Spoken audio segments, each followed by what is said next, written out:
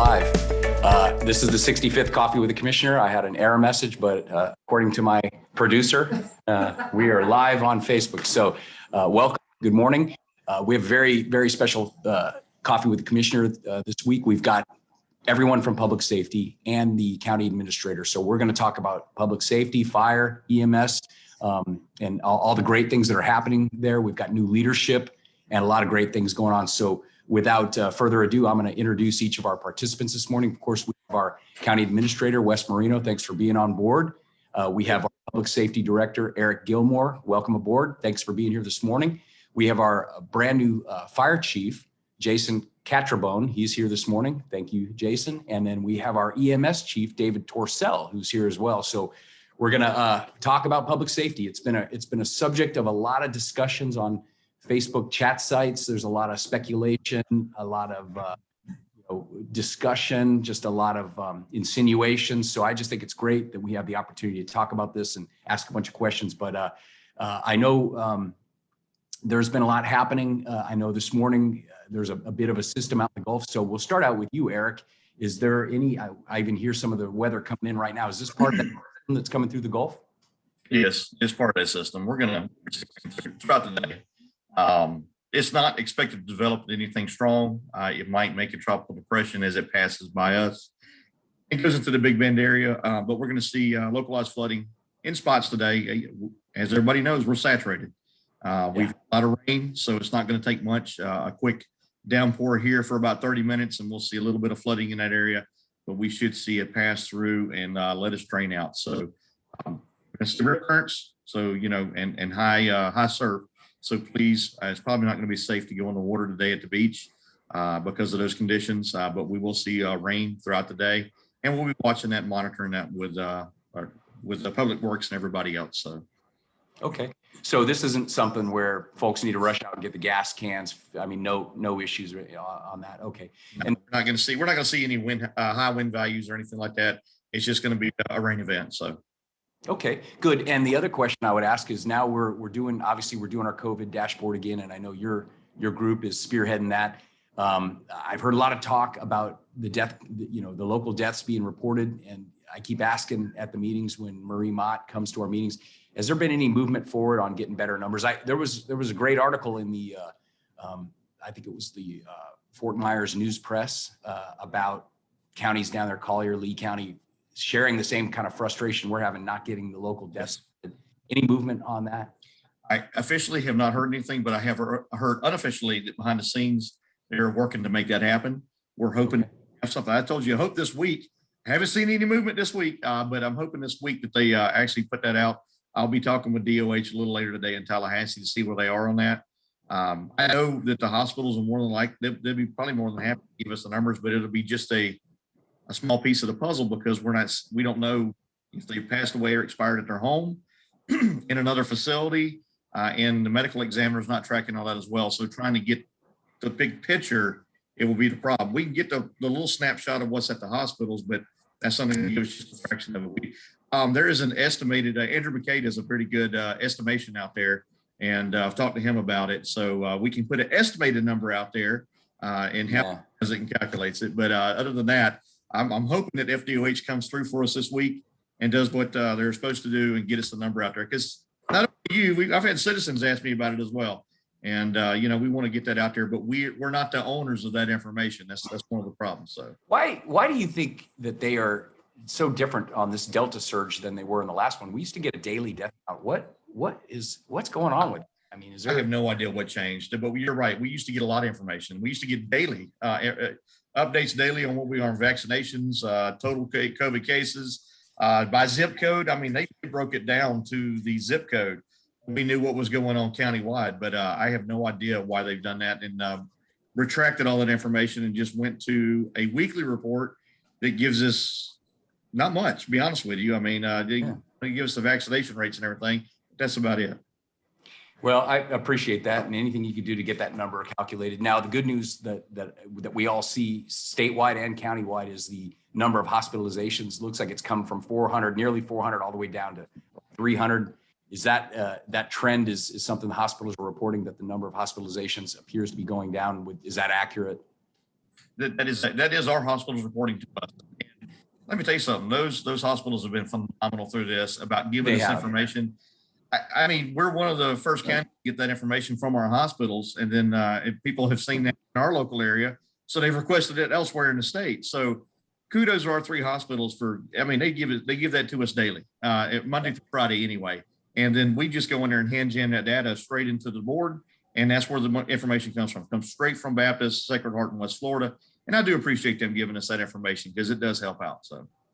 Right on. Well, that's good. That's a good trend. Hopefully it'll continue going in that direction. And I see that our numbers for the number of one shots and the number of full vaccinations, the percentages are going up. A lot of places, but maybe, you know, the surge has encouraged folks to go and get vaccinated. So that those numbers continue to go up. So appreciate those updates. Okay, Wes, we're going to throw it to you now. Any updates from the county? I know that we're bargaining with fire. I know that we had our first budget hearing last night. Unfortunately, I was unable to attend that. Any updates from the county? Sure. Yeah, we had our first budget hearing last night. It was a good meeting.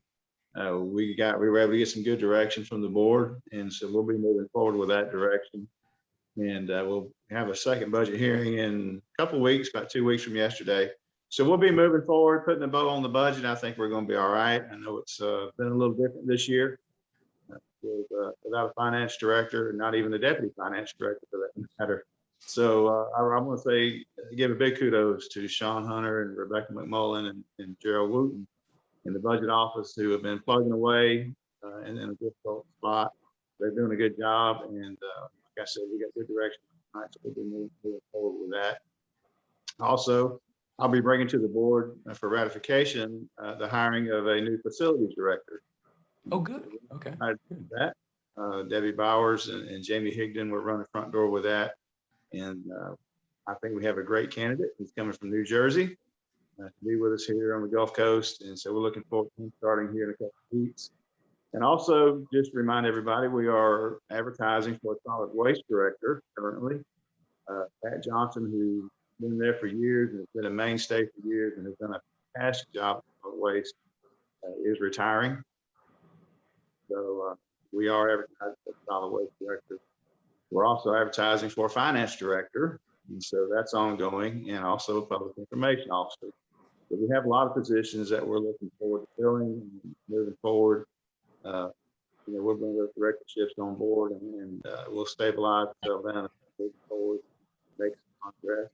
And also, as everybody heard last week, the Blue Angels are coming to Pensacola Beach first weekend. That's right. Really excited about that. That's going to be a great weekend for the community.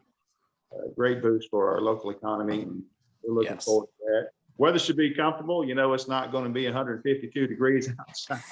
All right. Right. So, comfortable weather, and it's just going to be a great time and a great show. And just as you mentioned, we're continuing negotiations with fire and ATU.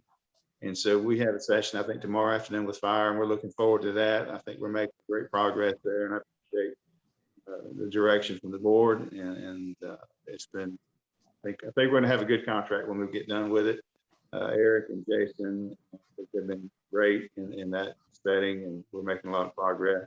And I just want to say thank you to all the employees who out there getting it every day, that are maybe they're not always seen or as visible as other employees, but they're out there cutting the grass, they're out there fixing the buildings, maintaining the buildings, cleaning the buildings, maintaining the parks, and animal shelter and animal services, code enforcement, fire.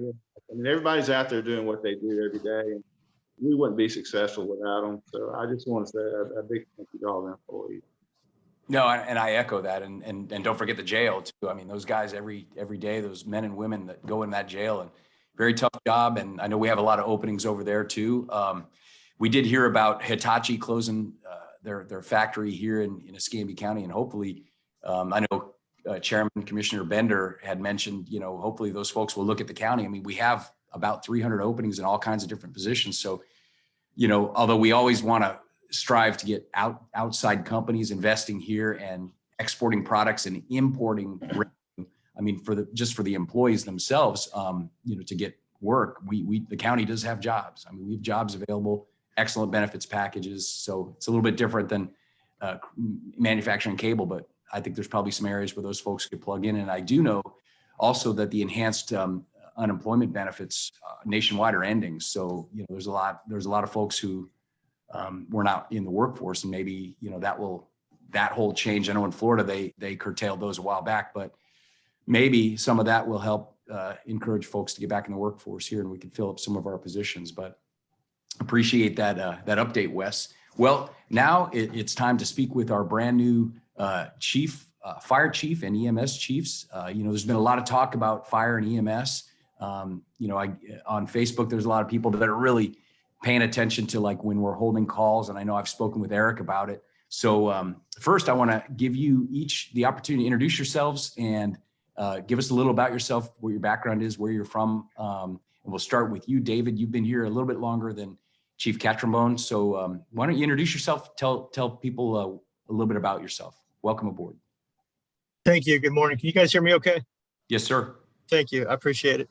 I came here from Alachua County. My name is Dave Torcell. I'm the new EMS chief. I was a district chief in fire rescue, and I'm coming up on 25 years of service in public safety. Served as an emergency manager for a period of time with Alachua County, as well as a fire district chief, and I've also been an EMS chief. So pretty well versed in public safety. Been doing this since pretty much I got out of high school. So this has been my forte my whole life. My family's in it. My father retired from the fire service after 42 years. So it's been near and dear to my heart. This is something I've done my whole life.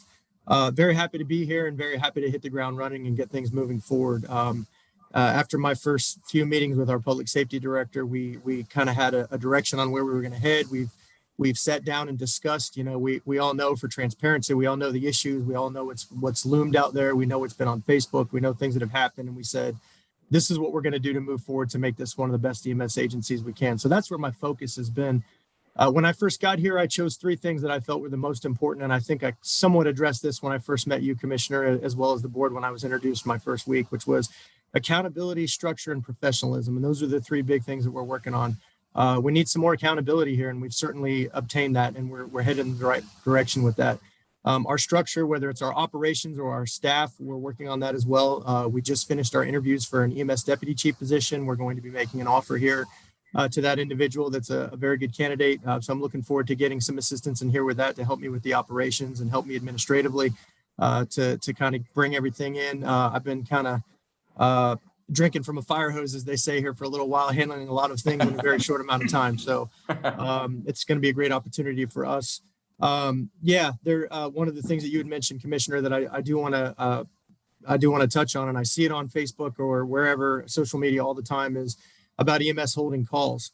Unfortunately, we are, with our current structure, our current setup, with the amount of personnel that we have and the call volume that we have, it's just unreal. I came from Alachua County in 2015 and 2016. It was slated as the busiest ambulances in Central Florida. And we have double the call volume here that we did in Alachua County. And I mean, absolutely double with half the resources. So I have to ask you, double the calls, is that on a percentage basis, or is that just the gross number of calls? Because that would be alarming. Yeah, so it is. And I've shared this with the public safety director. So last year, Alachua County ran a little over 46,000 calls for the year, but that includes fire, EMS, motor vehicle accidents, everything. Last year, fiscal year, for us, we ran almost 74,000 EMS calls only. Wow. I have 12 ambulances, average to 13 on the road daily. Alachua County has 24. Wow, unbelievable. Yeah, so I don't know how we're doing what we're doing between their critical care division and their 911 trucks. They're struggling. They've reached out for help, and they have an amazing system there. They do well. They do a phenomenal job, just as we do. But across the nation right now, EMS agencies, fire agencies are looking for paramedics, and they're hard to recruit. Wow. Well, let me ask you about that, because that to me, that's an alarming, newsworthy stat that you just put out there. So a big county like Alachua County, big county, Gainesville, bigger city than Pensacola, much bigger. They got the University of Florida at 40,000 right there. And you're saying they did 46,000 fire and EMS, and we did over 70,000 just EMS. So what's our goal with fire, I wonder? I mean, that just seems incomprehensible. And I wonder if there's a coding issue. It just doesn't seem like it could be accurate. Yeah, as far as our calls go, and I actually track our data daily. I look at all of our shift summaries from our supervisors to see how many we ran that were 911, how many we ran that were interfacility transfers from hospital to hospital. We are, to the point where the public safety director and I have discussed with our new PIO, looking at reaching out to the public and doing community service announcements, which has been done in a lot of communities where fire chiefs, EMS chiefs are reaching out and saying, listen, we want you to call 911 when you need it, but here's some of the things that you probably shouldn't be calling 911 for to try to help reduce Right. that call volume. And even if it's a small percentage, that small percentage has a significant impact on our agency. The average truck that comes on here works a 12-hour shift, even though they're held over significantly longer on a regular basis. They're averaging a call an hour, which is just phenomenal. They should be anywhere between 7 and 8 calls in a full 12-hour shift based on what the number of ambulances we have on duty and the annual call volume that we have. It was actually, and I've got it written down here for you, 73,556 calls for service last year for EMS. Wow. Just a phenomenal number. As of yesterday for this year alone, we're at 41,139 for EMS for the year. Now, And does that include people that can't find the remote control? Like, I think I got a headache. I mean, is that just call, or is that actually no kidding? The trucks are rolling. No, sir. So like you said, that's everybody calling for, hey, my shoe's untied. It's just very mundane stuff. And I hate to say it that Right. way, but I say that because just recently we did have a gentleman call 911 who was walking down the sidewalk and his shoe was falling apart. And that's why he called 911. The problem is while it may not tie our resources up for long, until we get out there to assess what the issue is, we have to send a resource, because a lot of times something that may seem not as important, once we get there, we realize, wow, this is a bigger issue than the person thought. And we do need to take care of them and take them to the hospital. So it ties our units up no matter what. Go ahead. But I guess I just have to be devil's advocate here and ask this question though. Can't we be discerning on the front end? If someone says, I've dropped the remote, the coffee's too hot, my shoes untied, can't we winnow the chaff? And you hate to be mercenary, but can't you just winnow the chaff and say, sorry, you've called the wrong number. We'll give you 211. We'll give you social service. I mean, because you're running up numbers, but I think that's going to draw immediate skepticism if we're counting the shoe being untied. I'm not trying to minimize what's going on, but do you see No, not at all. And you're right. But the thing is they usually don't call in and give us that information over the phone. They'll call in and say, I have a problem with my foot, or I'm having trouble walking.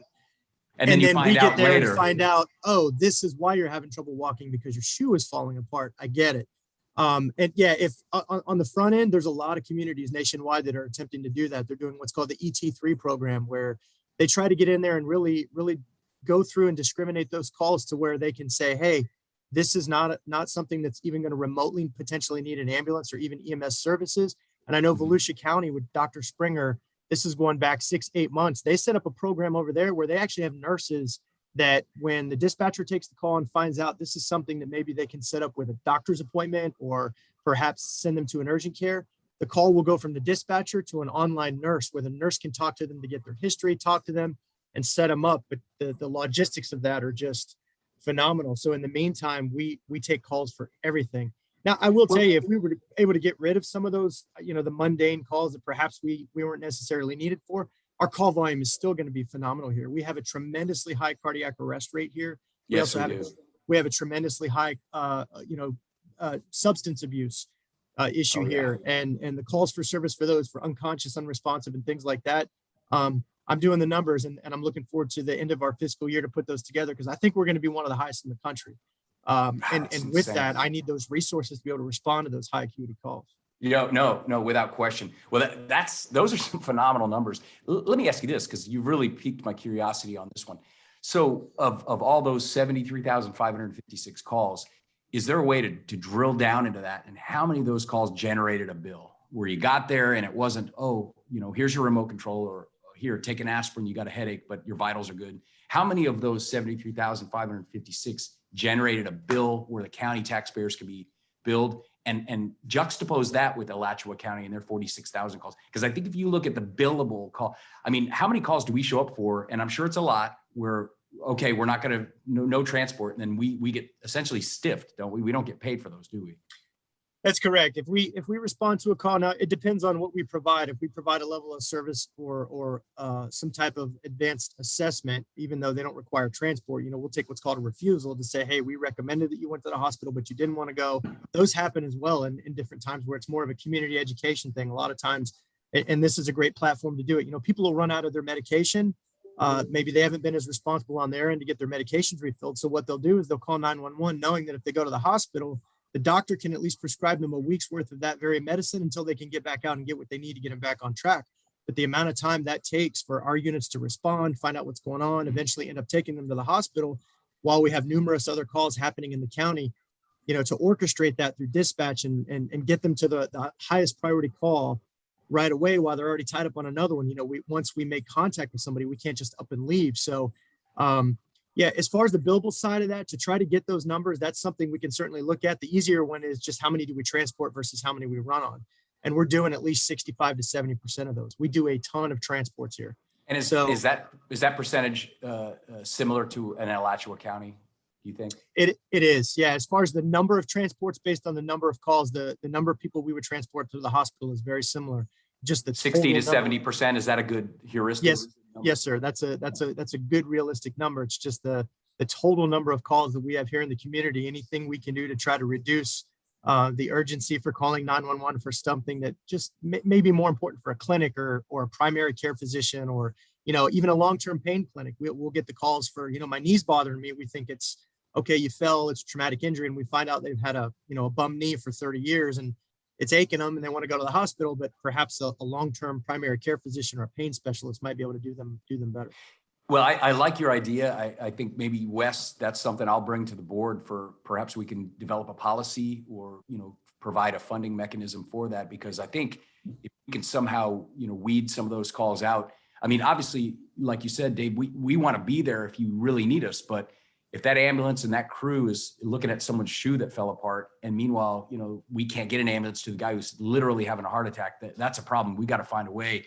And I'll tell you what, I'm really impressed in speaking with you, Dave. You're talking about best practices. You're talking about what other people are doing.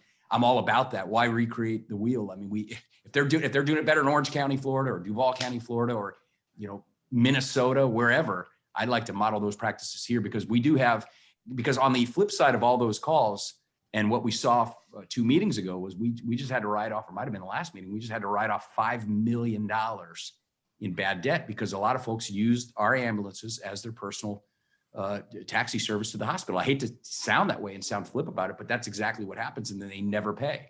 We don't get paid, and we're writing off millions and millions of dollars. Now, I know that's a cost of doing business. In speaking with Director Gilmore and his predecessor, Mike Weaver, and others who are, it's just a cost of doing business, sadly. And that number, while it looks like a big number on a percentage basis of the total bills, is within the range of what's acceptable or what's normal around the country. So anything we can do to attack that would be a great thing. And I think it would help your team. So Wes, I'd like to take that for action. I'd like to add that to an upcoming agenda. And Dave, if you could do me a favor and put it on a position paper. Hey, let's try this. Let's try this. If you could help me with that, I'll bring it forward to the board. And I think you'd find support for that, because we want the men out there helping the community, but we certainly don't want to run calls where, we're helping people find the remote, or they ran out of medicine because they're irresponsible, right? And they're not managing their own issues. We want to help people, but we're not here to do those things with those resources, right? There's other more cost-effective resources to do that. So that's fascinating. That's great information. I'm so glad we're having this conversation. We just recently bumped your starting pay up for your EMTs and your paramedics. Is that assisting? And this is a question for Eric and for Dave. Is that assisting us with hiring, or do we got to do more? Just tell me. Do more. We got to do more. I got to tell you, to east and west of us, they put their paramedics at $26 an hour. So we've had 2 EMTs leave us this week for higher pay to the east of us, and we can tout the benefits all day long and everything, but to the young person, it's the bottom line. They're looking at the bottom line, and they're leaving us to go get that dollar.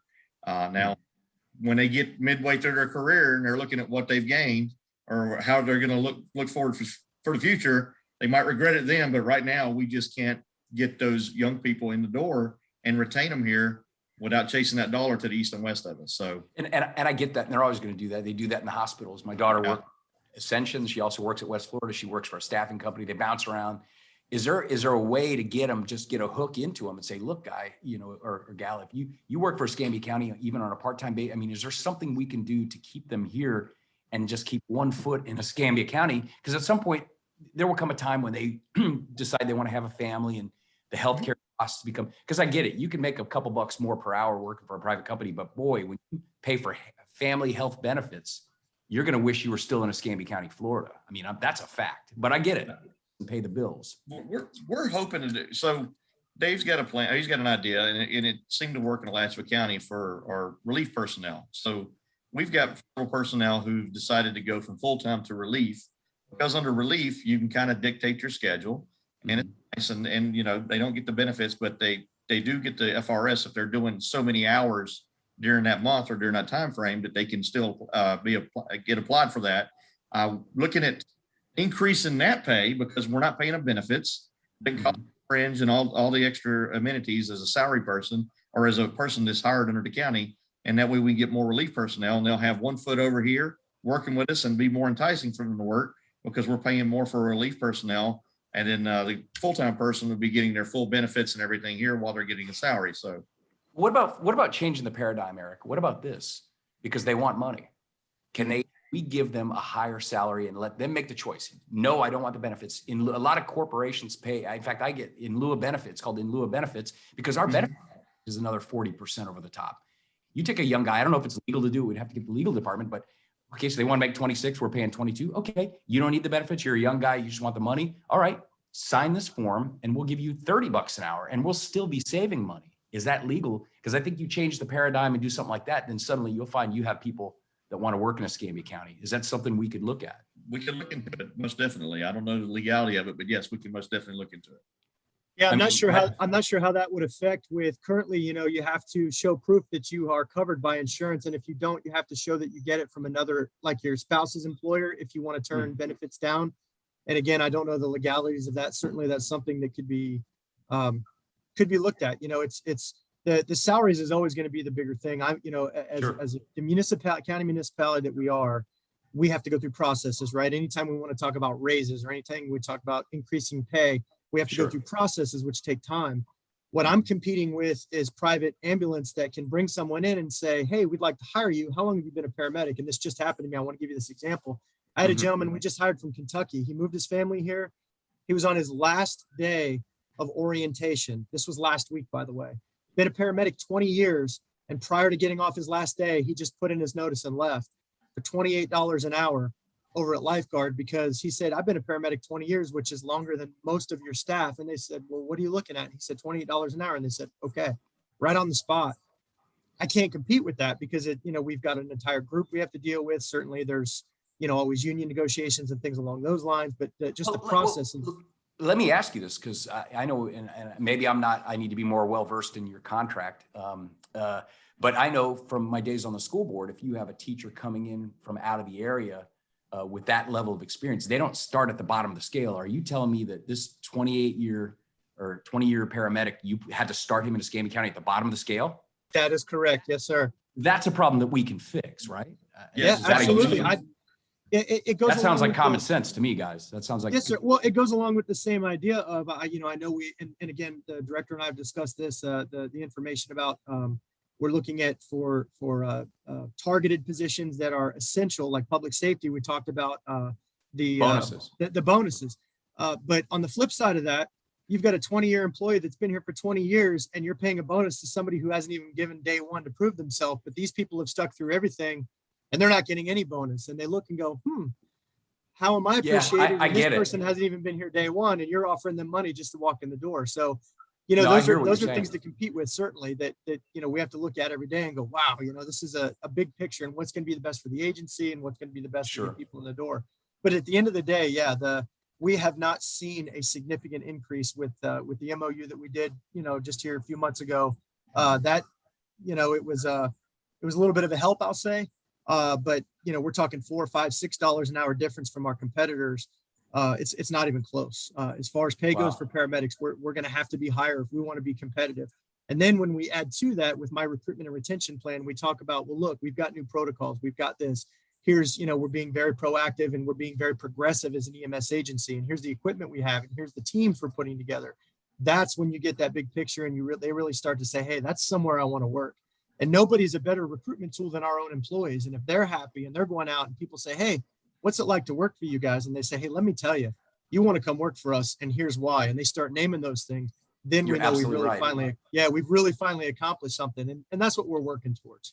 No, man, I appreciate this frank conversation because we should have these more often, man, because this is really, we're over here doing our thing and you guys are actually the ones on the front lines doing all the work, man. And I'm really impressed with what I'm hearing. And I think we're moving in the right direction. Now, I've been speaking with Eric. I know that we brought in medical director, the position from the University of Florida. And I know that the protocols were aggressively being updated. And last time we spoke, Eric, you had mentioned we'd done like 38 of them.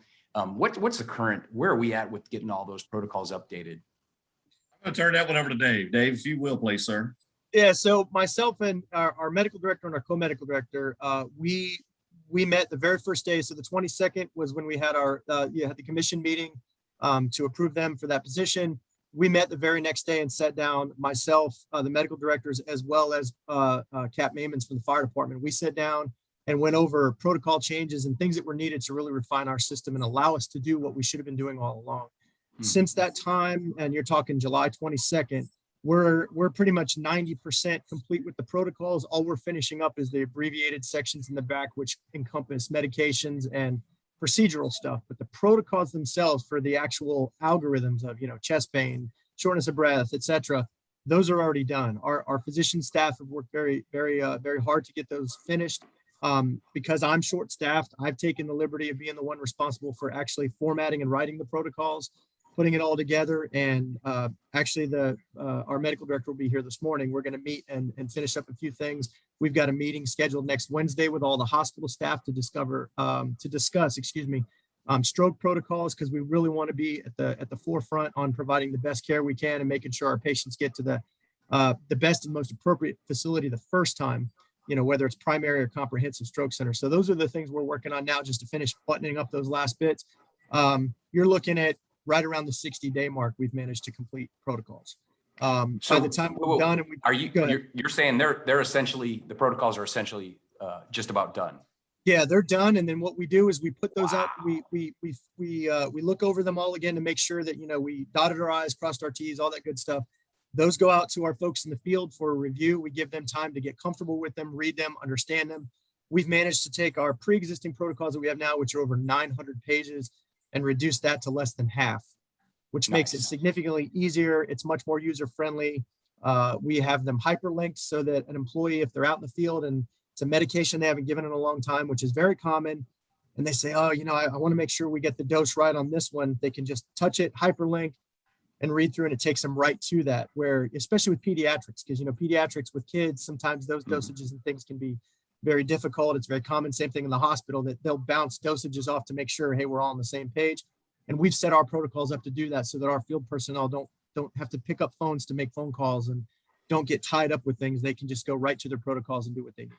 Well, I think it's been like 2 months since we approved that contract, and I'm elated to hear that we've got that done. I know the previous protocols, Eric, weren't they like 13 or 14 years old? We were just like recycling them. And They were Dr. Landry's next door that we had adopted over here. And they've been out there for a while. So yeah, they needed updating and everything. So we were operating off an older set of protocols. Yes, sir. From the neighboring physician. Well, I think it's great. I think it's fantastic. We're moving that in the right direction. Well, fascinating discussion. And before we jump over to Fire Chief Kat Trombone, I want to ask you this. We hear about personnel being the issue. And what I'm hearing, that's the main issue. It's not the actual number of ambulances. What is the real story in terms of, and I've got the note here, the number of ambulances versus the number of personnel? Do we really have days where perfectly good working ambulances are parked just because we can't staff them? That's becoming less frequently. I'll be honest with you. Okay. Our ambulance fleet has taken a hit here recently, and Dave has done a fantastic job of trying to juggle the ambulances. We're actually we're hot swapping ambulances now, which means As soon as the day shift comes off, then they restock that truck real fast, and the night shift jumps right back on that ambulance and gets it going again. Usually we have day and nighttime ambulances, which afford us opportunity for PM, a good PM schedule, and it doesn't wear and tear on the ambulance. But now we're in a situation where we're having a hot swap. We're hot swapping 4 ambulances, Dave, right now. Yes, sir. As of last night with our night shift, we have 4 ambulances that we have to hot swap that we don't have the ability for them to bring back, park them, cool off, be checked out, take the equipment off, restock them. They're just literally swapping crews and going right back out. For us in the bigger picture, Commissioner, just so you're aware, our benchmarks for replacement are 10 years and 265,000 miles on our ambulances. I currently have 10 ambulances right now that are all over 10 years old, and the minimum mileage on one of those 10 is 287,000 miles. Several of those are pushing 400,000 miles now, to where we're making it work, but I don't know how much longer we can make it work without getting replacements. Yeah, no, that's good information, and I definitely need to know it, because that really is a good lead in, a good segue into a discussion I'm going to have with the fire chief about some of our equipment over apparatus over there. Let me ask you this, a dumb question, but we're going through a lot of equipment, a lot of trucks, ambulances. Is there a cost-effective way to, for lack of a better word, rebuild the motor? You hear about rebuilding the V8. Can you rebuild the motor and keep that dang thing going, or do you just got to replace it? Does it just beat down to a point where you got to replace the whole thing? Well, I'll take that one, Dave, if you want me to. Yeah, go ahead. So what we're doing is we do have 4 ambulances that have Best has helped us out with and helped us get on the assembly line to refurb the chassis. So we're going to take the box off our existing 300,000+ mile ambulance and put it on a new chassis with a new engine and everything. So that we are doing those things to save money. Okay. But I will tell you that where we are right now in the staffing levels, we do need to increase our staff to continue with the call loads that we're continuing to get. So we need to build the fleet out more and buy additional boxes, because that's a 1-for-1, right? So I've got 28 ambulances and I would just keep 28 ambulances.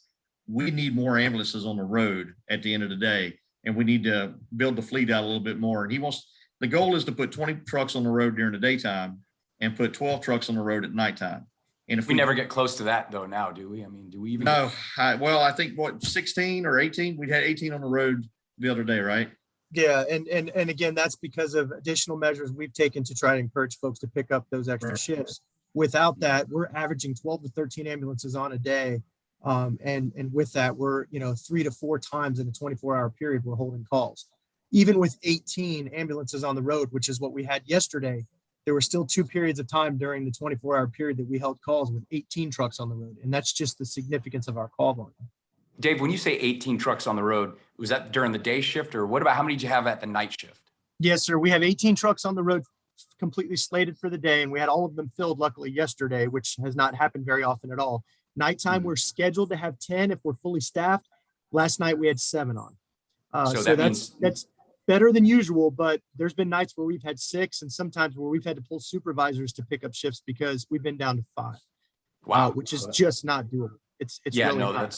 that's a problem. And I know we've got our other issues, and I feel bad we're taking a lot of time, but this is just a great conversation. I know that we've got some hospitals that we've put a partnership together to transfer people. I know Eric spoke about that with the Perdido Bay ER in my district, in District 1. We're having a lot of helicopter landings. It was a big disastrous nightmare. It must be remunerative for them. I mean, they must be getting paid somehow from the federal cheddar cheese, but it's a nightmare for traffic. I had a lot of comments about it. Our fire trucks have to go out and block traffic. I don't get paid for it. How is that program going with West Florida? Did we figure out something that works to lessen the number of choppers landing on Blue Angel and Highway 98? We have. So since I instituted the interfacility transfer truck, which was something I was very familiar with coming again, and forgive me for referencing Alachua, but you kind of talk about what you know and what you're familiar with and how you got to where you are. We had a transfer division there, critical care trucks. So I'm modeling after that, and we put that in service July 27th. Since July 27th, and I have had this discussion again with the fire department, they were going out there a lot to basically put their fire engines out there and set up for LZs. Very dangerous because the LZ they had set up, they don't have a landing pad out there. It was partially in the road and partially in the parking lot. It was a disaster. Yes, sir, a disaster. Since that time, not only have they went from 13 responses for the month of July, they had 2 in August. Both of those were necessary helicopter transports that had to go by helicopter. we've completely pretty much shut down their need for calling a helicopter by instituting our interfacility transfer truck. No, that's 41% of their patients were getting out of there in less than 4 hours. And once I instituted the transfer truck, 91% of their patients are getting out of there now in less than 4 hours. No, that's fantastic. And I'm so happy to hear that. I know that the commuters in the area, well, my phone hasn't been blowing up. So I figured between hearing from Eric and now hearing what you got going on, and I'm sure Chief Catrabone's probably happy not having to send out the fire trucks. Well, great stuff. And I want to segue now over to Chief Jason Catrabone. I mean, you walked into really a tough position. You know, we've had issues in fire. Obviously, we've had some, I believe, some failures of leadership and some vacuums of leadership. And so you walked into a tough situation. Obviously, there's budget constraints. I want to thank you publicly for the appointment that you and I and Eric had in my office. We went through a lot of issues, and I kind of heard your vision for how you think this department should go forward. And obviously, you know, I had ideas. I have ideas that I think for public safety. So why don't you introduce yourself and tell us where you're from and kind of what your plan is in Escambia County. Sure. Thanks, Commissioner. Jason Catchwell. Been down here a couple months now. I've been enjoying it. It's been a fun, fast ride here the past few weeks. So originally from Massachusetts, started my firefighting career in the Marine Corps right out of high school, and been doing it ever since. Moved down here from sunny North Dakota. A little bit different weather. Haven't seen this much rain in the past 7 years, but we'll take it. So this will be about my 28th year now doing this. Been lucky enough to work all around the world in the fire service. So, you know, taking bits and pieces from across the nation and across the globe. You know, the first couple of months has been really just trying to get out there, initially see everything that we have, how everything's kind of set up, where we were for a stats, and then taking a look at the historical system performance. And that's really been the last few weeks, is taking pretty much the last 10 years and seeing what's been happening and how the fire service, because we're part of the system. You know, when Chief Tercel there is talking about EMS, you know, we're in a support role for him as initial responders on quite a few things, and just seeing how the whole system works as it comes to emergency services, and putting the numbers together. And that's been pretty eye-opening, looking at 10 years worth, and, you know, a change of somewhere around 5,000 to 6,000 calls for service for the fire department per year over that 10 years. Wow. You know, being anywhere from that 12 to 13,000 to up over 20,000 1 year, 2 years ago, and we'll probably be around 19, 20,000 calls for service this year. And then with that were all the changes as the county grew. So looking at, you know, the Buell area, what was more rural, that's exploded in the past few years. Looking at how tourism has changed a little bit, how those numbers, and seeing where we're at a service level, and looking at how that whole system can be tied together and what we can do to move to the future. Well, and again, you've walked into a tough circumstance because we have a number of apparatus that we have purchased. I mean, the board spent millions and millions of dollars, and a couple of them, it appears, are lemons. By the way, Wes, is that company going to make good on the warranty? Or are we really going to have to, I mean, so far as you know, are we going to have to really fight these people to get them to fix the fire trucks? Eric might know as well. And we had a meeting with them. I could touch on that, Wes. Oh, please, yes. Yeah. We met with both the manufacturer and our sales rep just over a week ago. We do have a tech coming down from their home plant here. I believe it's in about a week and a half. And we'll be pulling each one of those trucks out of service. And they're going to basically go from top to bottom, end to end, at a higher level. And when they send a tech out of the manufacturing plant, it's one of their senior folks that knows all the systems. And they're really going to try to isolate some of our issues. 3 of the 4 right now are doing much better. It's been a long process. The one that they're really going to concentrate on, we call it ghost electrical problems. There isn't a better name for it, but they're going to be, you know, it's a multiplex wiring system, which means it's a computer-based system with a bunch of little wires that ties everything together. They'll be doing a full diagnostic on that, and really getting down to, hey, do we have a pinched wire? Do we have something in the course system that needs to be replaced. And they're willing to look at, is it something he can fix on the spot? They're bringing stuff with them. Or does it have to go back down south to the factory and have something completely redone, pull the body off? They're willing to look at it all. It was a really productive conversation with them.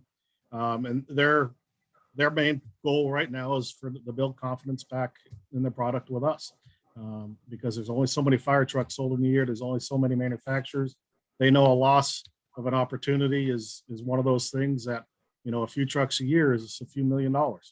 Yeah, absolutely. Well, I actually feeling better after hearing that. So 3 of the 4 you're saying are actually doing okay, and the 4 we've got the tech. I mean, I guess that's good. I mean, it's not like my truck. If there's a problem, you take it into the dealer, they fix it.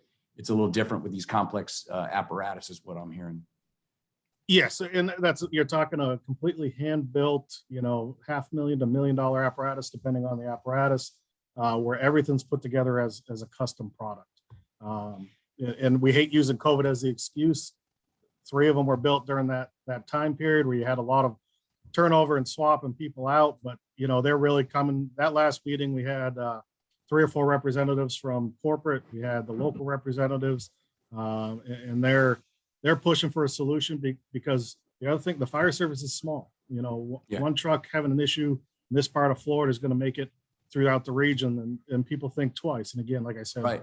Only so many trucks sold. They want to make sure their market stays the same. And how many big players? Obviously, there's Ford, Chevy, Toyota. Then there's the smaller Subaru, Fiat. In fire truck world, what It's 7 or 8, give or Big- take, big players. True, in the biggest, there's probably 3 that do that 800 to 1,000 trucks a year. A few others that do, a little less than that, and then a couple smaller ones. And it's not much different than Ford, Chevy. Everybody else right now is, they're having issues getting parts and pieces. Absolutely. Build times have gone from just under a year to well over a year. Well, I want to take a minute now. Now that's great because that segue right into one of, we had our discussion, and obviously public safety. You guys are the experts. You have lived it with 28 years, your experience, 25 with Mr. Torcell, and obviously Eric Gilmore, his career. But I have to take input, and my counterparts, we have to take all of your inputs, and then we have to prioritize, the needs and the requirements, in light of everything else that the county does. And we heard Wes enumerate some of those, our jail costs, our parks costs, our operational costs of a county this size. And then we have to go to the taxpayer and, we have to fund these things. So it's, for me, 15 years in public office, I've never voted to raise the tax rates, and I've campaigned on that. And I mean, I intend to honor that.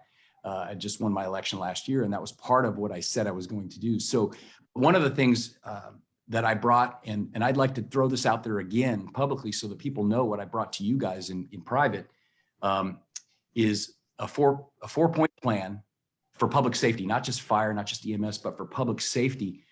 Because EMS was the gravy train. I mean, EMS was making money for us, millions and millions. In fact, I want to say at one point there was $11 or $12 million in the EMS reserve fund. And a number of years back, that money was pulled. Some of it was used to patch a hole in the budget for the jail. Some of it was used to patch other holes in the budget. The first thing that I want to do, and that I'm going to really push for, is I think there should be a lockbox on public safety and EMS revenues. I mean, you're the closest thing to an enterprise fund that we have, Dave. And, if your guys are out busy running calls, even with the high number of delinquencies and people charging off, you're going to be making money if we're doing everything right. You're going to be making money and spinning off revenue above and beyond the costs. Is that an accurate statement, Eric, based upon historical numbers that I've seen? They do generate their own money. They do our enterprise account, but you got to take in consideration when they had that surplus. We had Deepwater Horizon, and all that was padded because of the Deepwater Horizon situation at the time, where the crews were going out there and working for BP or for those contractors and bringing that money back to the organization. So that was kind of an anomaly of why we had that slush fund account, to be honest with you. Right now, what Dave's doing and what he's generating, we're taking it, we're trying to pump it right back into the system where we give the employees increased wages. Then we're also trying to get better equipment on the trucks, and ALS 360, which we're asking you guys to purchase. for us to purchase after the new fiscal year, which will help us out. So we're trying to take his funds and pump it back into the system. And you hear that we got ambulance issues as well that we're trying to overcome as well and grow our fleet out. So Sure. No, I understand that. So the thing I think we need to do is obviously fire and Chief Catrabone. I mean, his guys run a lot of calls and alleviate a lot of pressure, particularly when we're holding calls or when it's perhaps something where we just don't have an ambulance. His fire trucks roll and we take care of it. Obviously, they don't transport, but they do. I mean, they work together. That's why I think those two entities need to be in one silo, and the money that they generate be put into a lockbox, because I think there's acute salary issues with fire. And of course, we're trying to address some of those through bargaining and some efficiencies we're trying to create, but there is an issue. And I think those two entities work hand in hand. I also think it absolutely makes sense for us to get on a replacement cycle. I know Chief Catrabo, we talked and you said it's between 7 and 12 years. I think you round it off in the middle at 10. And I think Dave just said it's 10 years or 265,000 miles for him. 10-year replacement cycle. And I think, guys, we use local option sales tax funds. I think using EMS reserves or money generated from EMS to purchase equipment like ambulances, I just think financially, from my standpoint as a policymaker, that doesn't make sense to me. Not when that money could help offset our salary issues. So I think a 10-year replacement cycle for fire and EMS, fully funded from local option sales tax. Again, the sheriff's department, you think he spends any of his regular money on any equipment? No, it's the local option sales tax, his trucks, his motorcycles, everything, because that's the intelligent thing to do. That's the money, that's the source of money that we should use for purchasing these big apparatus and equipment. And then a 3-man team on the fire. I know there's going to be resistance to that, but I think we have to do that. And obviously we recognize, Jason, Chief Catrambone, that you want the 4th man, but I think the 4th man has to be a volunteer. We pay for 3. And if you want the 4th man, you've got to cultivate an environment of embracing your volunteers. Before you came here, and I know you came from a combination station, I appreciate our discussion on that, but before you came here, we had issues where people were running out the volunteers. They were being run out of the firehouses. And, I think that is something that I'm hoping that we can turn around. I know we got the cadet program. I'm very optimistic about that. But I think we should embrace the volunteers. And we should fund, with the exception of the barrier islands. I get it. We got to have our teams down there and our water rescue and everything. But at the other stations, unless there's some pressing need for it, I think we need to fund 3-man stations. And if you want the 4th man, we encourage it, but it's got to be a volunteer. And I like the idea, Eric, that you mentioned of having a roster of volunteers ready to go, and then you assign them to different stations. But I think whatever we do in fire, we have to get back to a point where we foster respect for the volunteers and what they do, because they help us and they save us money.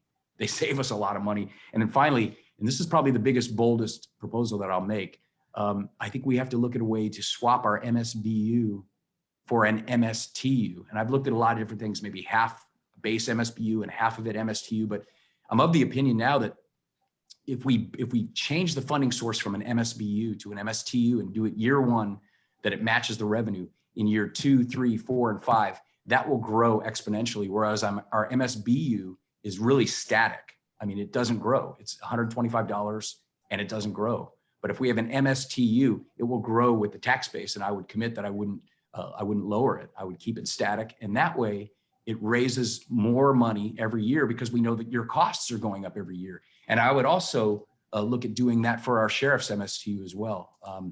Let the taxpayers know the real cost of it. It's close to $75 million to fund the sheriff's office. Well, our MSTU for the sheriff only generates 10 million. Let's change that MSTU to match what it really costs to provide sheriff's department coverage, and lower our tax rate an equivalent amount so that it all equals out.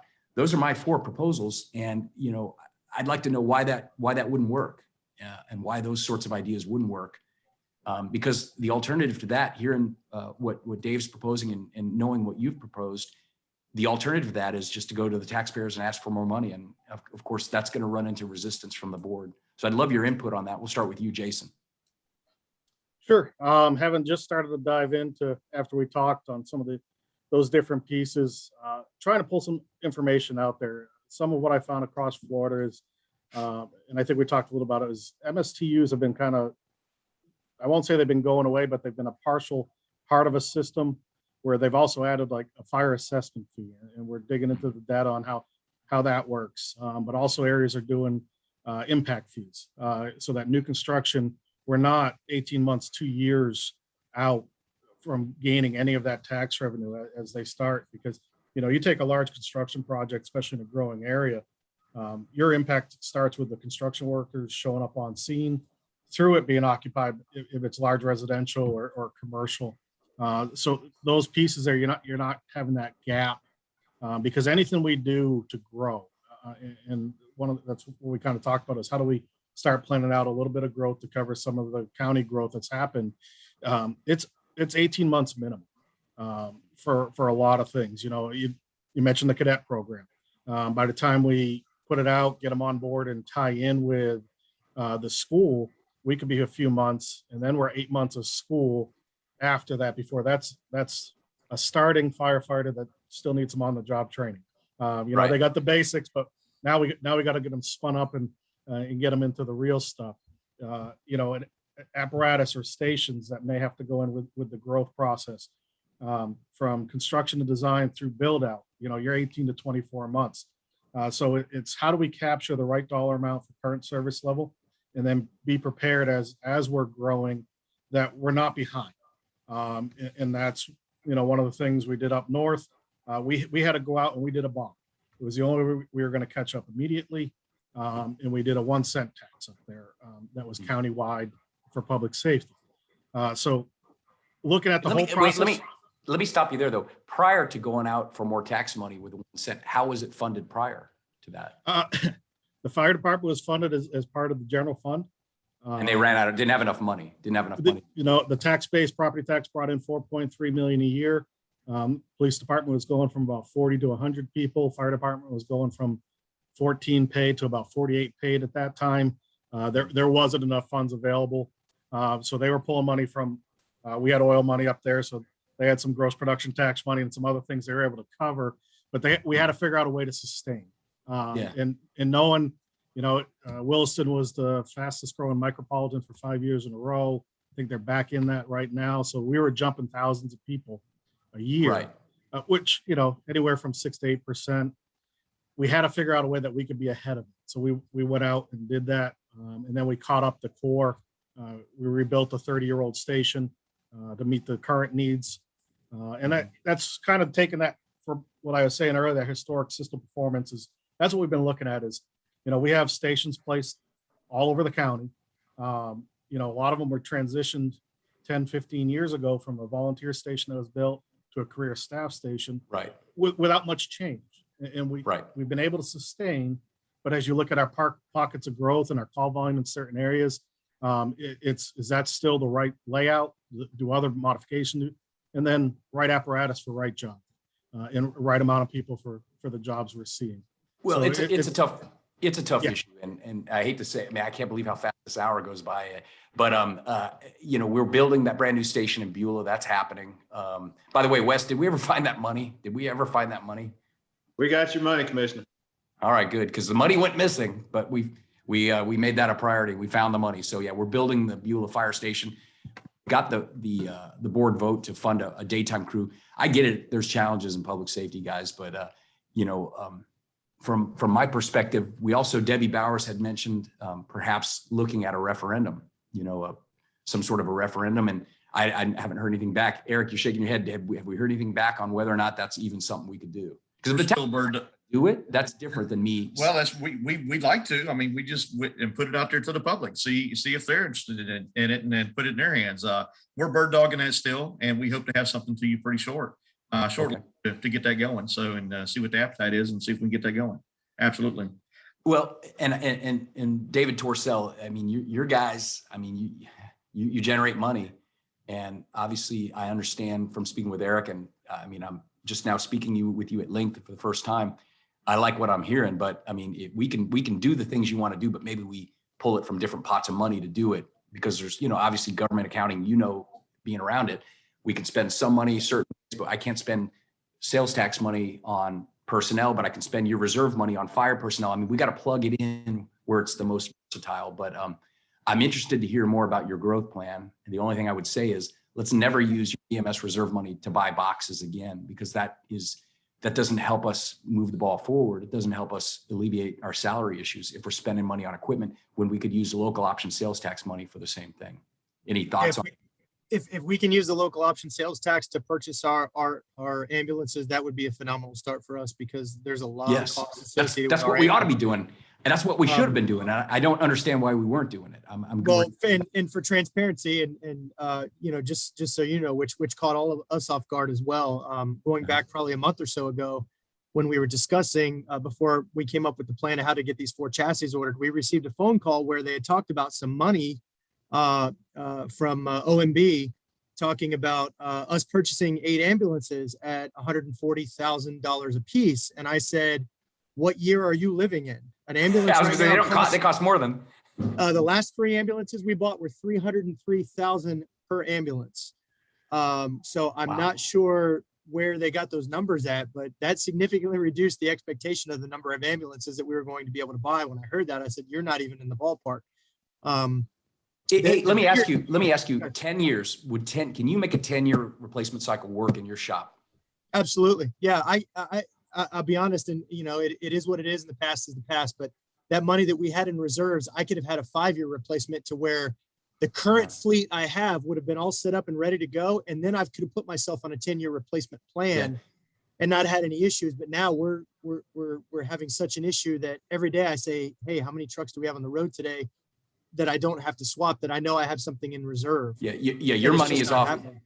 Your money is off limits, man. I'm telling you, if I have to bring that before the board, Wes, that money's got to stay in public safety, period. I know we've used it for a lot. We patched holes in the past and we should not have done that, but that's good to hear. Final thing, because I'm not going to keep you guys longer than an hour. And again, I want to reiterate my thanks for each and every one of you, what you do, how you serve this community, just your willingness to give an hour of your time to just kind of, because these videos go out and then people share them on Facebook, and then it's a good way to disseminate direct information. So I appreciate it. But can you make 3 men on a truck work? Can we make that work? And just tell these guys, quit running out your volunteers, embrace them. If you want a 4th man, make it a volunteer. Can you do that, Chief? You know, there's a part where 3 personnel on a truck with volunteers as a whole system. Yes, but the caveat to that is we do need other 3-person crews ready to go. And the numbers, Sure. the numbers show that we're pulling, you know, you take a fire in one area, it's concurrent operations, you know, for a small single family home, minimum of 15, 16 people, that's 5 stations emptying out. We need to plug some of those holes in our busier areas. You know, we're running over a fire a day, but on top of the fire, we're doing multiple extrications. You know, it's having the people, you know, it's having some stations with 6 people in them, or 2 apparatus plus volunteers, and then we can fill those out. And then we're only emptying out 3 districts for small fires, and we can start moving the pieces all around. And that's where, when we were talking numbers and where I think we need to head, it's that historical number, our current number, and then our future number. Well, our current and our future, we're already a little behind. And it's just getting that right number on the scene, because everything we do has to be concurrent for it to work properly. Well, and back to your point about, because you make a good point about impact fees and other things like that. I've proposed concurrency, and we're looking at mobility fees for addressing, you know, new construction, particularly, you know, in my area in Beulah, on the OLF 8, we're looking at all of the above: impact fees, enhanced MSBUs, the surrounding area, similar to the beach, because in that area they can't take anymore. I mean, I know right now Bellevue's is running all the call. I mean, it's just too much. So I'm willing as a policymaker to look at that, because I think that's established practice around the country. And frankly, it's quite amazing. We didn't do that here. Concurrency, the state took it away. We put it in our land development code, and 2 years later we took it away, and now it's been wide open, and the developers like it. They make a lot of money. Obviously, you know, I want to be fair to them, but I'm going to look at that. And I've already brought that once. I'm bringing it back in October. Ran into a little bit of resistance among some members of the board, but because it's not popular. You don't want to tell people, look, we're going to add a cost to your business model. But even if everyone else around the world does it, here in Escambia, when they don't, it's hard to put that canary back in the cage, but we need to do it. And this discussion is illustrative of what happens if you don't. So 4 men on a truck, 3 being paid, you think you might be able to make that work? Or, I mean, I mean, I'm just trying to get an answer. You know, and that's one thing we're talking as a culture. You know, in the past couple of weeks, we've used some volunteers to cover some shortfalls where we couldn't get some overtime filled. We have to get our training ground built so we can all Yep. train together. And we have to build the system. You know, a true combination system does save the people of the county money. Yeah. But we have to make sure we're putting the right amount of folks, men, women, doesn't matter, on these incidents, and getting them to work together as an integrated team. And Training to- people have, I'm sorry, I didn't sorry. mean to interrupt, but I'm looking at the clock. The Yeah. clock is my enemy. And people have asked me, look, you know, obviously you got busy stations, Ferry Pass, you've got others that run, you know, a lot, but you have some stations that maybe perhaps are not as busy. Why do you keep the same staffing level here? I mean, if you got 2 McDonald's in your franchise, one of them is busy all the time, and you got 20 guys, you got to do it. But over here, you do half the business, but you would not, in real life, you would not keep 20 guys at this McDonald's. You would put the staff where they're needed. Has someone looked at like a heat map of where we might, you know, there's stations around the country where they have one guy, a driver that sleeps and everyone else goes home, gets off the clock. Are those sorts of efficiencies going to be looked at? Because it's going to be hard. When I look a constituent in the eye and they're saying, my tax bill goes up every year, you know, what are you doing? Are you being as efficient as you can? I want to be able to look them in the eye and tell them, yes, we are. Are we looking at things like that and maybe cutting back where people are not running calls or running very few calls and putting a sleeper, a driver in one station and putting the staff where they're needed with a static number of pieces on the board at any given time? We're looking at a little bit of everything. I'll try to answer this one as quick as I can. It ties into so many different pieces. I know it does, man. First thing, you know, you take one of the biggest things that saves citizens money is our ISO rating. ISO works off of standards of cover. You know, one of the examples we like to use is you buy a house, you live in a house, you buy a fire extinguisher, you know, you have that fire extinguisher there, you hope you never have to use it. Same with locks on the door. You know, you don't wait to put locks on the door until someone's breaking in. They're Right. already there. You know, Right. most of our stations are 3+ miles apart. We have, you know, further than that in some areas. Our response time, so having people available. And when you look at some of our areas that run less calls, the severity when they have calls is still there. The cardiacs, the fires, the accidents, and being able to get folks across, you know, from the beaches in the south up the Century in the north in an adequate amount of time for what's expected. We have to look at different levels. So we go from, you know, high tourist to urban to suburban to rural. We have to look at our system as a whole. So we're not looking at doing the same thing that we're doing down in, you know, up in Ensley compared to up in McDavid. But Right. how do we provide a level that, one, the citizens want, two, the commission wants, and three, that is providing the right service for the area? And so we're looking at all that. We know we're starting to narrow down and dive down into where our call volume and our heat maps and how all that works. But that also shows us when we're pulling stuff out of areas. You know, Sure. we That's have those important. pockets in your district like Paradise Beach. Yeah. You know, it's when we run. Don't get me started on that. You know, Oh, when we run don't get me something started out on of either that. Myrtle Grove or Pleasant Grove over there, Yeah. we start opening up pockets. Yeah. Same up, you know, up north of Beulah there, little pocket areas. And then we're looking at future development that's going to even pull Cantonment Station 4 north as those two housing developments go in with lots of people. I mean, I'm hearing from your answer, man, that it's complex. There aren't really simple solutions and easy answers, but I think we have to have these conversations because it's simply, there has to be some resistance to a knee-jerk tax increase. This isn't Washington where we can just print money, and I get it. You got a job to do. You're going to come to us with what you need. We're going to come to you with what the revenue supports, and somewhere in the middle is where we find it. And then we have to be as efficient as possible. It's just, and that's just the way the government works, unfortunately. In a lot of places, there's no resistance. The taxes go up and up, and you see what happens in those states. They run giant deficits and people are moving out. Guys, thank you so much for your time. Thank you for what you do. I kept you late, but I just really appreciate the discussion. Dave Torcell, man, awesome conversation. I love what I hear. I can't wait to get out there and tour your facility again, get out there again. Jason, you got your hands full, but the board did come forward with some money, and I know Wes is going to be bringing that message. So hopefully we get that contract wrapped up for you, and we'll just keep moving forward, working as best we can. Our budget's going to be wrapped up this year, but I am going to bring forward the MSTU swaps for next year. I think we got to find a way to increase the revenue year over year without raising the tax rate. And we do it with an MSTU with the knowledge that if the tax base collapses, we have to feed it with general revenue.